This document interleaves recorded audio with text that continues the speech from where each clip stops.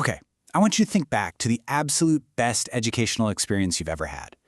Was it, I don't know, a high school history class that totally changed your worldview? Or maybe a college lab that felt like a complete playground for your mind? A workshop where things finally just clicked? What actually made it so great? We usually default to this really traditional image, right? We picture a single, highly charismatic person standing at a chalkboard, magically imparting wisdom to a room full of eager minds. It's like we view teaching as this solo performance. But is that really what drives learning? What truly makes a great class? Well, to figure that out, we're diving into an explainer that completely tears down that outdated notion of the solo act teacher. We're deconstructing the classroom, looking at the ecosystem of teaching. Because, as you'll see, it's not just about the person at the front of the room. It's actually a highly dynamic web of variables that absolutely have to align for true learning to happen. Now, the source document we're unpacking today is intriguingly titled 7 Factors Affecting Teaching. But here's a fun little quirk. If you look closely at the text and actually count the bullet points they give us, there are only 6. Literally just 6 factors explicitly listed. So where did the 7th go? Did it miss the bus to school? Well, keep that number 7 in the back of your mind, because we're going to solve this little mystery by the end of our explainer today. To make sense of all this, we've set up a quick roadmap for us. 1. The human element. 2. The tangible tools. 3. The invisible forces. And 4. The teaching ecosystem. All right, let's jump right into part 1, the human element. At its absolute core, education is a deeply human, deeply relational thing. I mean, before we even touch on books or budgets, we have to recognize a fundamental truth here. Teaching is a two-way street. It is a constant, super delicate exchange between teacher output and learner intake capacity. Honestly, it doesn't matter how incredible the teacher's output is if the intake capacity on the other end just isn't there to catch it, and vice versa. It's this continuous, living feedback loop between what the educator provides and what the student is actually ready to receive. So let's break down that output side first. The source outlines some specific teacher-related factors that drive this half of the ecosystem. Obviously, you need deep subject knowledge, right? You literally can't teach what you don't know. But, and this is key, knowledge alone just isn't enough. You need very specific communication skills to translate that raw expertise into something people can actually digest. Then, you add in a high level of personal motivation and a teaching style that's adaptable enough to fit the vibe and needs of the room. A teacher isn't just a walking database of facts. They're the active processor bringing all that data to life. But let's flip the coin and look at the learner-related factors. Look, the absolute most brilliant, highly motivated teacher is going to hit a brick wall if the learner isn't prepared. The source makes it clear that a student's readiness, their baseline aptitude, their internal motivation, and their prior knowledge are just as critical as the teacher's delivery. Think about it. If a student is completely lacking foundational knowledge, or, if their internal motivation is totally zeroed out because they just had a terrible morning, their intake capacity drops to 0. Both sides of this human element have to be actively engaged. Okay, so we've got our humans. We have a knowledgeable, communicative, motivated teacher, and we have eager, ready learners with high aptitude. We're golden, right? Well, what happens when you take these highly motivated humans and stick them into a totally empty or poorly equipped room? Just imagine trying to teach advanced chemistry in a dusty parking lot, or digital art with absolutely no computers. It just doesn't work. Which brings us to part 2, the tangible tools. Shifting gears from human dynamics over to physical objects, our source highlights a really interesting debate about support materials. Your standard tools, textbooks, multimedia, reference resources.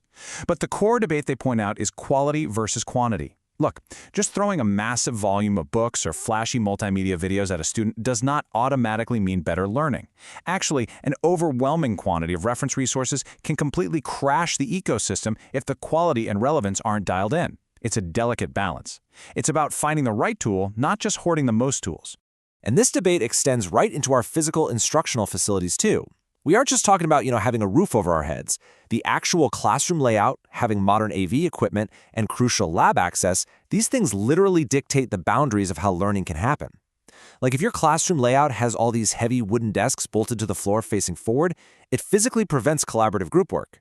If you don't have lab access, a science class is stuck being purely theoretical and frankly pretty dry. These physical facilities are basically the hardware that the software of teaching runs on. All right, let's take stock for a second. We've got highly motivated teachers, ready students, high-quality textbooks, and a state-of-the-art lab with awesome AV equipment. The ecosystem is absolutely perfect, right? Well, let me ask you this.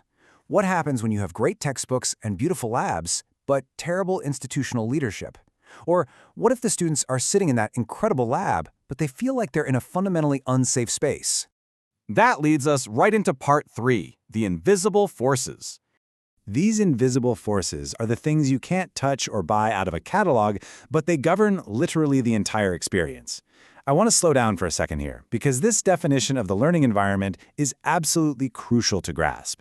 Our source defines it as both the physical and the psychological climate, and it specifically highlights safety and inclusivity. Guys, this is not just some optional, feel-good bonus feature for a school brochure. If a student's brain is busy worrying about their psychological safety, they literally do not have the cognitive bandwidth to process new information. Ensuring an inclusive, safe climate is a foundational, biological requirement for learning.